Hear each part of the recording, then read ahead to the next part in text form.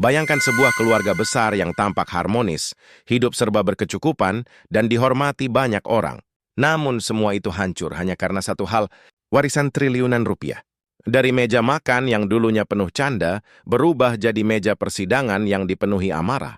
Kisah ini adalah cerita nyata tentang perebutan harta, pengkhianatan darah, dan rahasia kelam yang tak pernah dibayangkan sebelumnya. Kalau kamu penasaran bagaimana harta bisa mengubah kasih sayang menjadi dendam, pastikan kamu dengarkan kisah ini sampai habis. Jangan lupa tekan tombol subscribe sekarang juga, dan coba tulis di kolom komentar, kamu dari kota mana?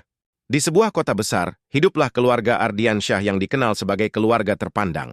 Sang ayah, Haji Syamsuddin, adalah seorang pengusaha sukses di bidang properti.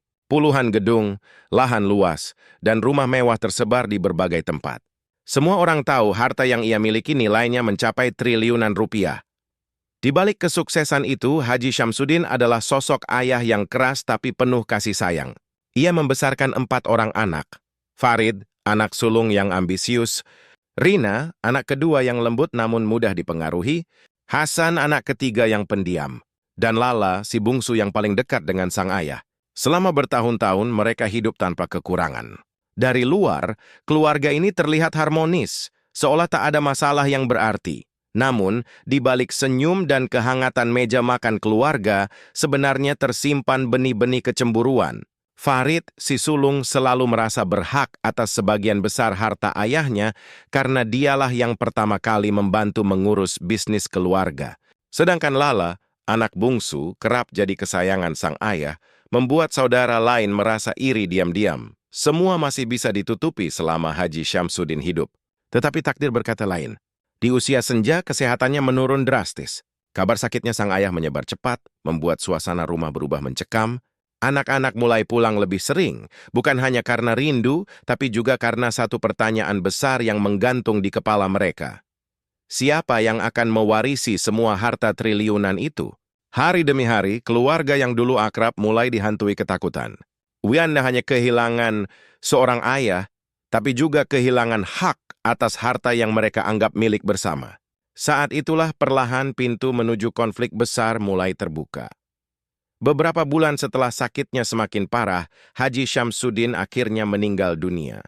Tak kepergiannya tak meninggalkan duka mendalam, terutama bagi Lala yang paling dekat dengannya. Suasana rumah duka dipenuhi tangisan, namun di balik air mata itu, ada satu hal yang diam-diam ditunggu oleh semua anaknya, pembacaan surat wasiat sore itu. Seorang notaris keluarga datang dengan sebuah map coklat tebal. Semua anak duduk mengelilingi meja besar ruang tamu bersama ibu mereka yang masih berduka. Hanya suara detak jam dinding yang terdengar sebelum notaris membuka map dan mulai membaca. Dengan ini, saya, Syamsuddin bin Abdullah, menetapkan pembagian harta saya. Suara notaris itu tenang, tapi setiap kalimatnya terasa seperti palu yang memukul hati masing-masing anak. Ternyata sebagian besar harta diberikan kepada Lala, anak bungsu. Alasannya, Lala dianggap paling peduli dan selalu mendampingi ayah di masa-masa terakhir.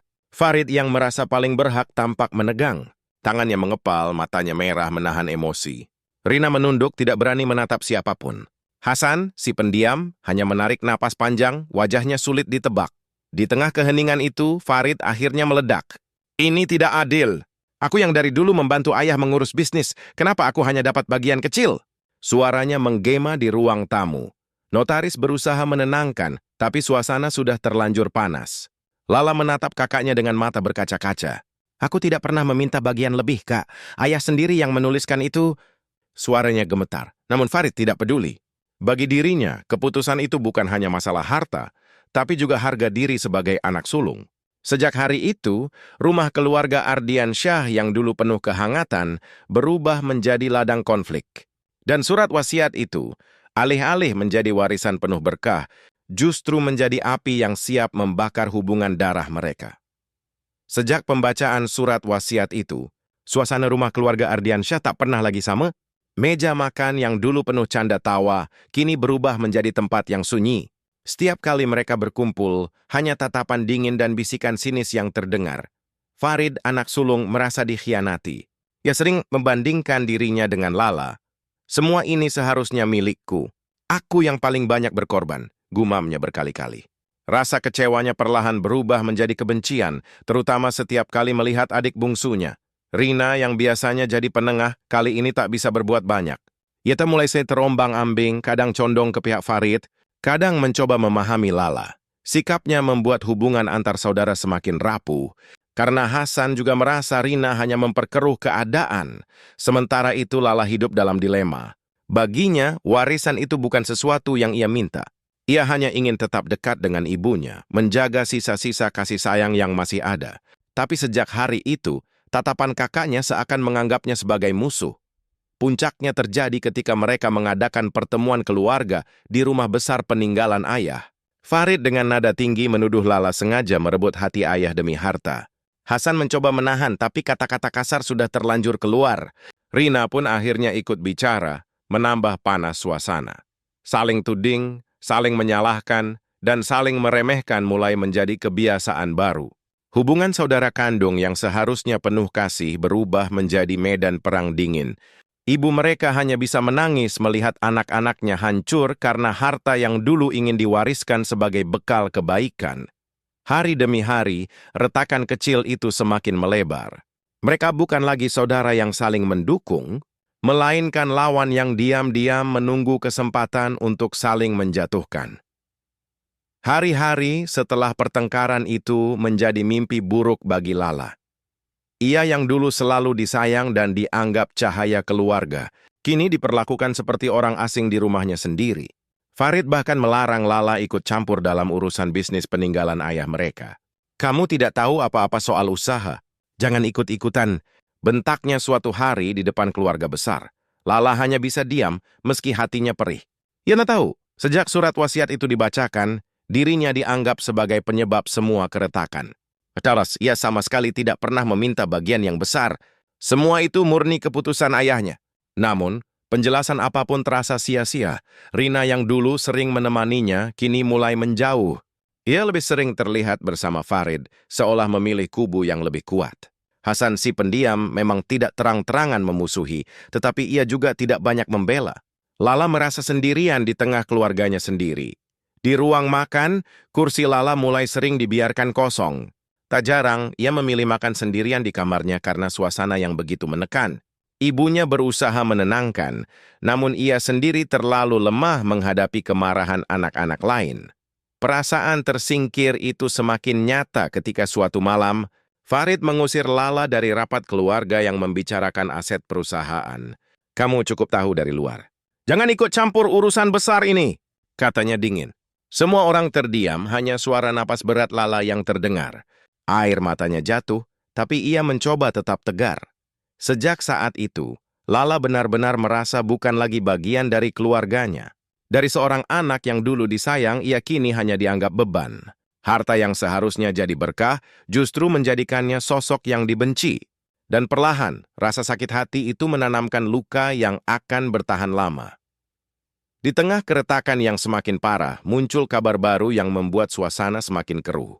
Beberapa kerabat jauh mulai berbisik tentang adanya harta peninggalan Haji Syamsuddin yang tidak tercatat di surat wasiat.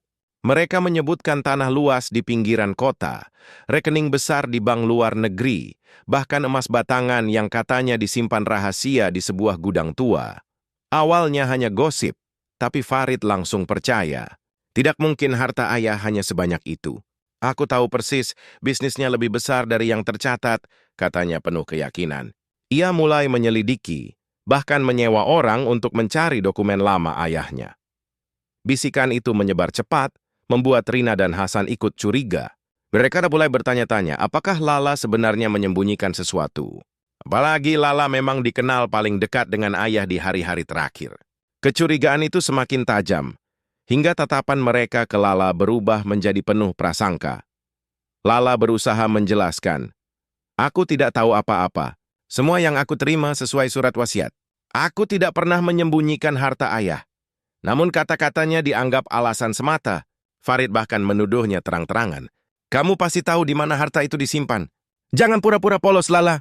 Tekanan demi tekanan membuat Lala semakin terpojok.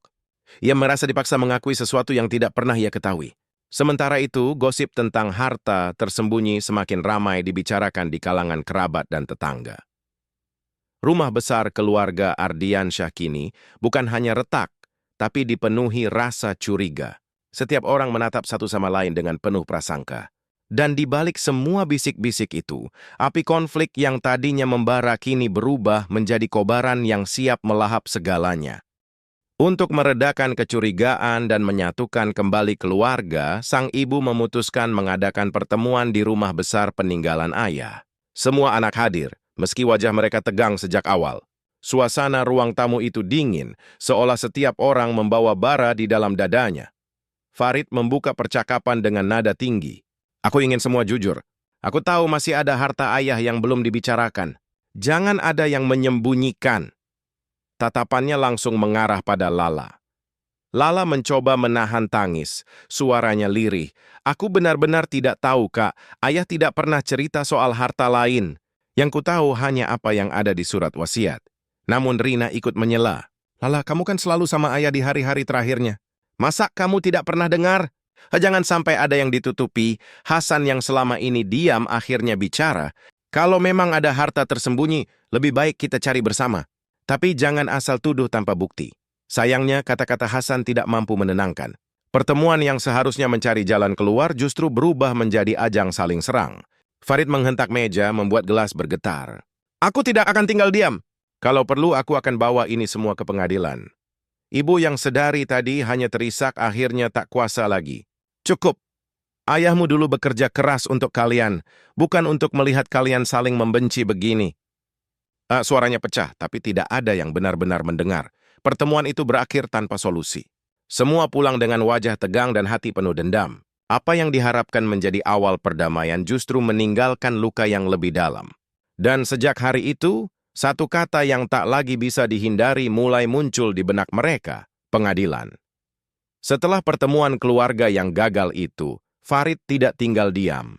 Dengan penuh amarah dan ambisi, ia mendatangi seorang pengacara terkenal di kota, Pak Surya. Pengacara ini dikenal licin, pintar memutar balik keadaan, dan selalu haus kemenangan. Di ruang kantornya yang penuh dengan tumpukan berkas, Farid menceritakan semua tentang surat wasiat dan gosip harta tersembunyi. Pak Surya mendengarkan dengan seksama lalu tersenyum tipis. Kasus seperti ini sering saya tangani. Kalau kamu ingin hakmu, kita bisa gugat. Jangan takut, dengan bukti kecil saja saya bisa membuat posisi Lala goyah. Farid merasa menemukan sekutu yang tepat. Ia menandatangani surat kuasa, memberi lampu hijau pada pengacara itu untuk menyerang adiknya sendiri. Bagi Farid, ini bukan lagi sekadar harta, tapi soal harga diri dan kekuasaan. Kabar keterlibatan pengacara itu cepat menyebar ke keluarga. Rina mulai condong ke pihak Farid, merasa lebih aman jika ikut bersamanya. Hasan masih ragu, namun diam-diam ia juga mulai memikirkan keuntungan apa yang bisa ia dapatkan jika bergabung. Sementara itu, Lala terkejut ketika menerima surat panggilan hukum. Tangannya gemetar saat membaca namanya tercantum sebagai pihak tergugat. Ia merasa tak percaya, kakak kandungnya sendiri tega membawanya ke meja hijau. Air matanya jatuh, bukan karena takut kehilangan harta, tapi karena menyadari keluarganya benar-benar berubah menjadi musuh. Ibu mereka semakin hancur hati. Kalian ini anak-anak ibu. Harta bisa dicari, tapi darah itu tidak bisa diganti. Kenapa kalian tega? Katanya sambil menangis. Namun, suara seorang ibu tidak lagi mampu menghentikan ambisi yang sudah membara. Masuknya pengacara ke dalam masalah ini membuat api konflik semakin besar. Apa yang tadinya hanya retakan keluarga, kini sudah berubah menjadi perseteruan hukum. Dan jalan kembali menuju kebersamaan terasa semakin jauh. Hari itu, suasana gedung pengadilan begitu ramai. Keluarga Ardiansyah yang dulu dikenal sebagai keluarga terpandang kini menjadi bahan pembicaraan banyak orang. Dari luar mereka terlihat rapi dan berwibawa. Namun di dalam ruang sidang, mereka hadir sebagai musuh yang saling berhadapan. Farid duduk bersama pengacaranya Pak Surya. Wajahnya tegas, penuh keyakinan bahwa ia akan menang. Di seberang, Lala duduk ditemani ibunya dan seorang penasihat hukum sederhana yang baru ia kenal.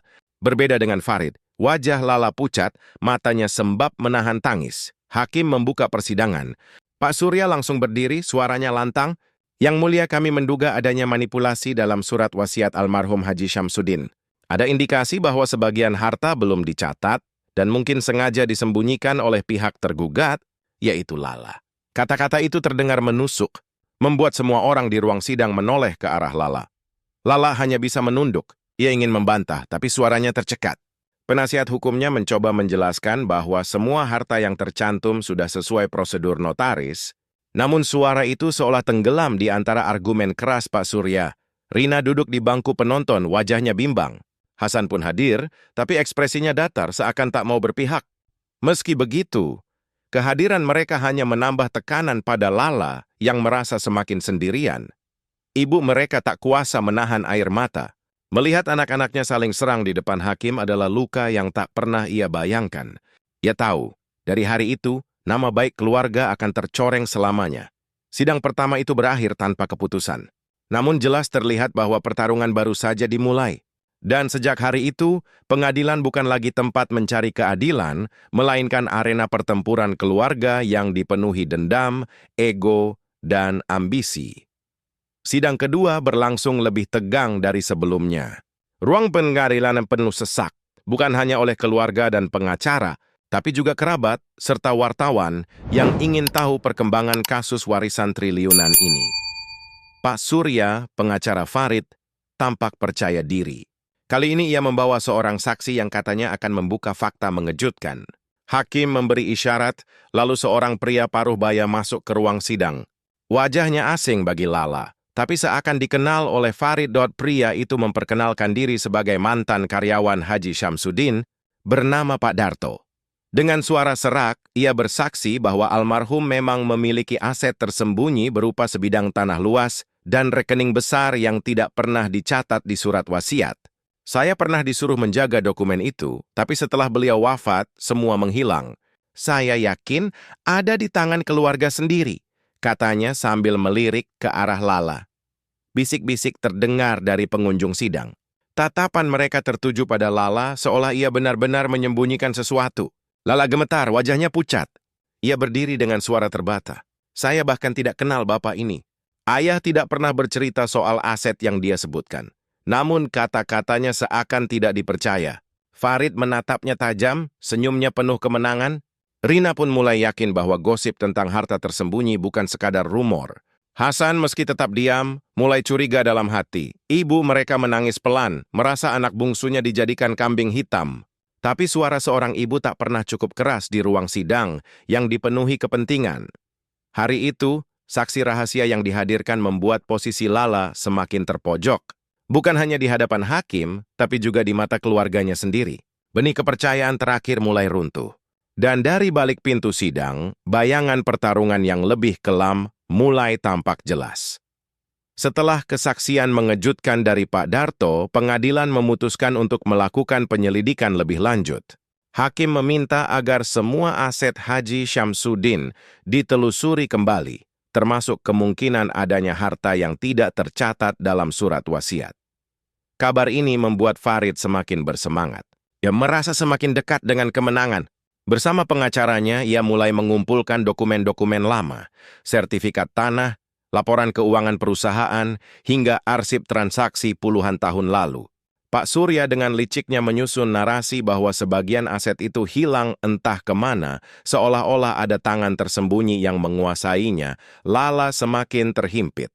Ia dituduh sebagai orang yang paling mungkin tahu keberadaan harta tersebut hanya karena kedekatannya dengan sang ayah. Malam-malamnya dipenuhi tangis, sementara ibunya berusaha menenangkan. Nak, jangan takut. Kalau kamu benar tidak tahu, kebenaran pasti akan terungkap. Tapi kata-kata itu sulit menenangkan hati Lala yang semakin rapuh. Rina, yang sejak awal bimbang, mulai terpengaruh cerita Farid. Ia merasa kakaknya punya alasan kuat. Kalau memang ada harta gelap, kita berhak juga lah, katanya pelan suatu kali. Lala hanya bisa memandang kakaknya dengan mata berkaca-kaca, merasa semakin sendirian.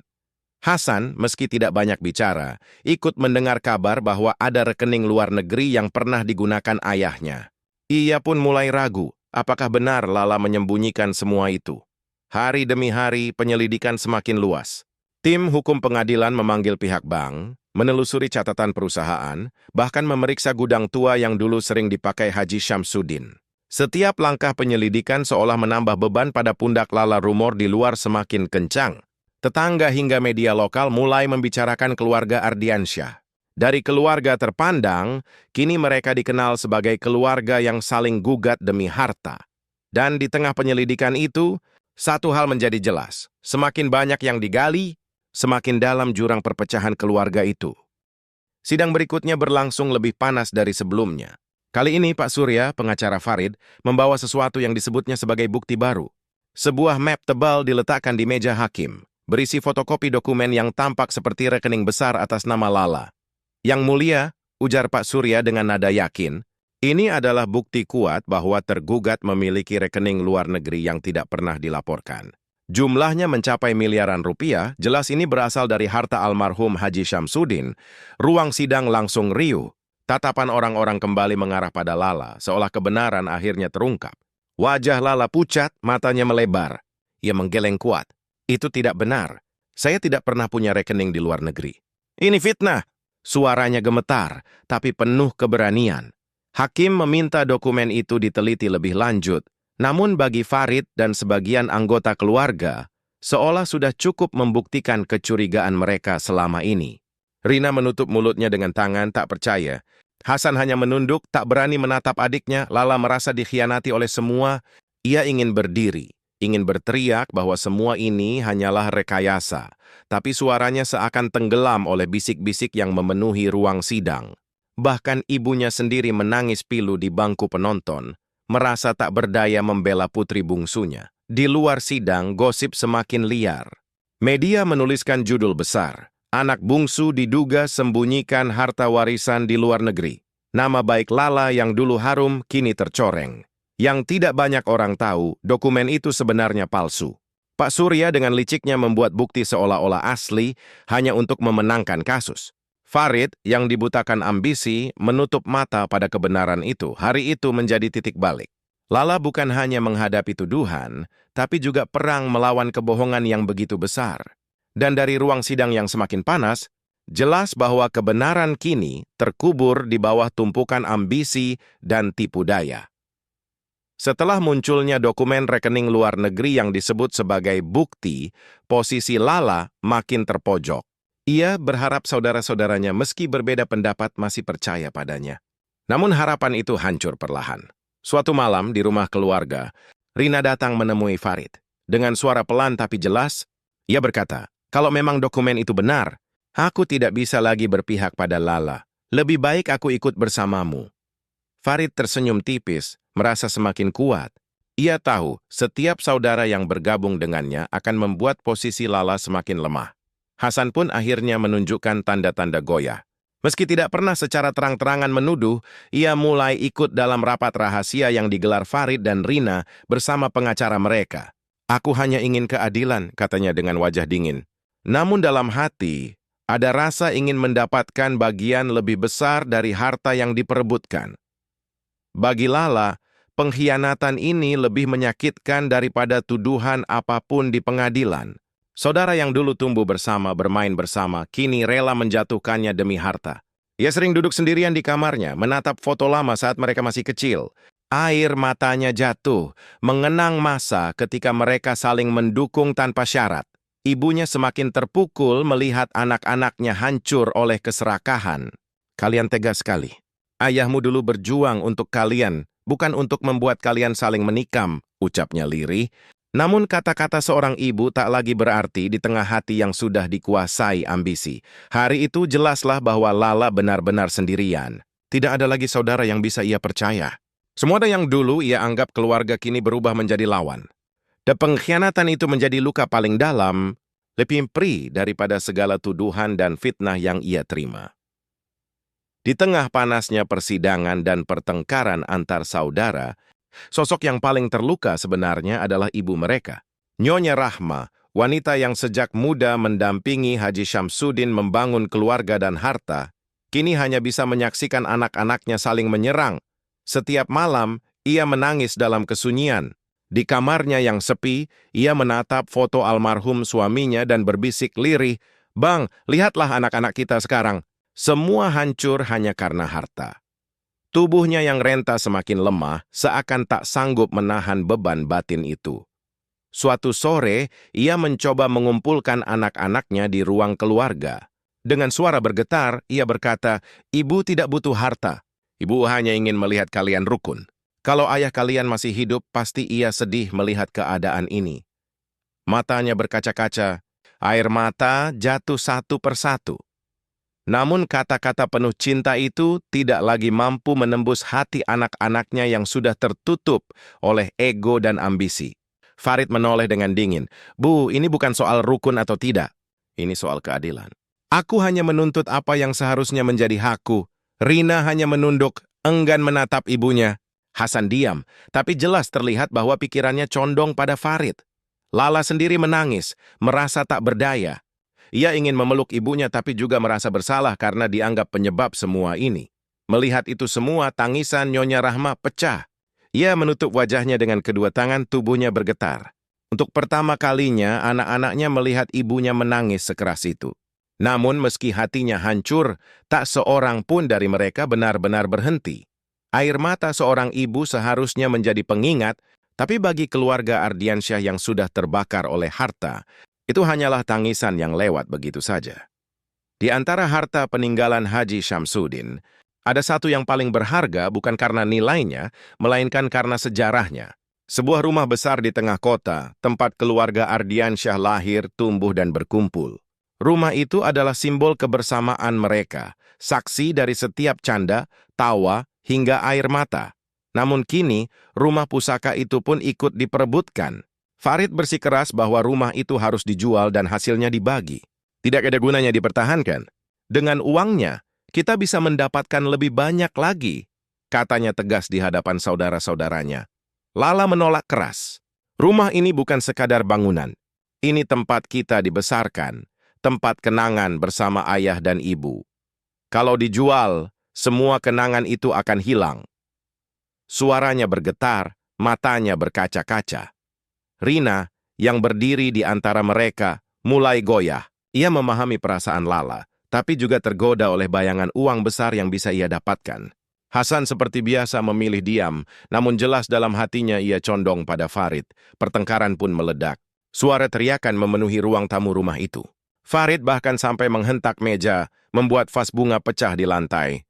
Lala menangis sambil memeluk tiang rumah, seakan tidak rela rumah itu dirampas. Kalau rumah ini hilang, apalagi yang tersisa dari kita sebagai keluarga? Ucapnya lirih, sang ibu yang menyaksikan semua itu hanya bisa menitikkan air mata. Baginya, rumah pusaka bukan sekadar harta, tapi warisan kasih sayang yang seharusnya menyatukan. Namun kini, justru menjadi alasan mereka saling membenci. Hari itu, rumah yang dulu penuh kebahagiaan berubah menjadi medan pertengkaran. Dan sejak saat itu, rumah pusaka bukan lagi simbol persaudaraan, melainkan simbol perpecahan keluarga Ardiansyah. Kasus perebutan warisan keluarga Ardiansyah semakin menjadi perhatian publik. Media lokal hingga nasional ramai memberitakan persidangan mereka. Foto-foto sidang terpampang di koran, wajah-wajah mereka menghiasi layar televisi. Dari keluarga terpandang, kini mereka dikenal sebagai keluarga yang hancur karena harta. Di persidangan berikutnya, suasana semakin panas. Farid dan Lala saling adu argumen di hadapan hakim.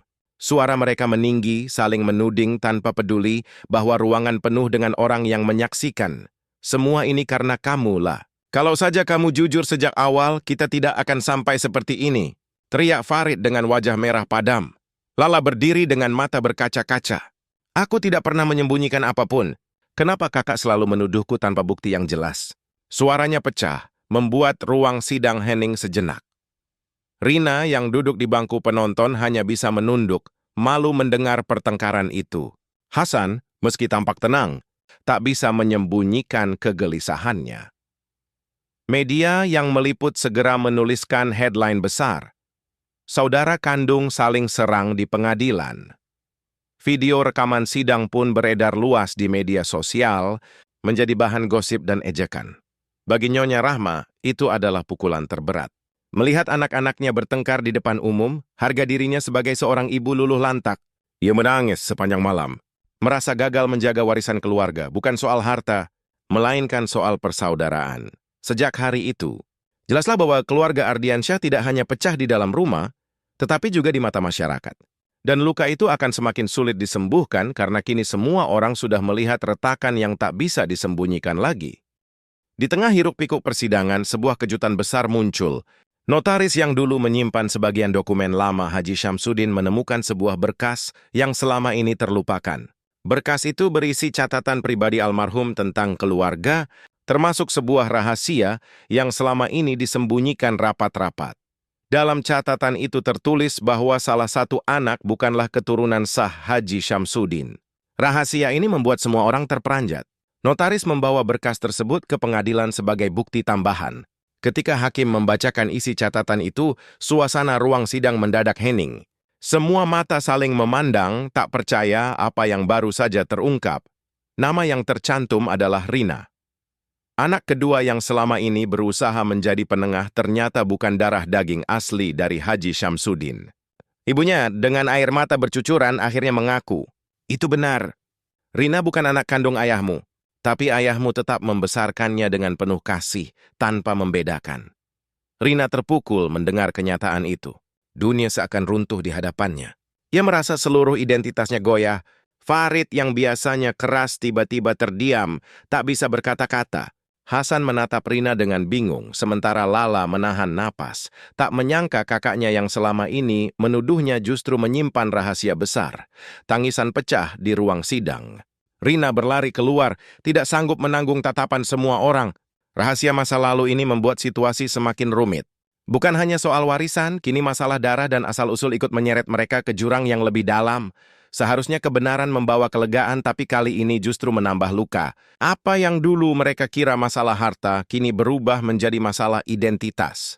Dan keluarga yang sudah hancur semakin retak tak berbentuk. Sejak awal, Farid berdiri sebagai sosok paling keras dalam perebutan warisan. Dialah yang paling vokal, paling ambisius, dan paling percaya diri bahwa semua harta adalah haknya. Namun, semakin lama sidang berjalan, semakin banyak pula kebusukan yang terungkap.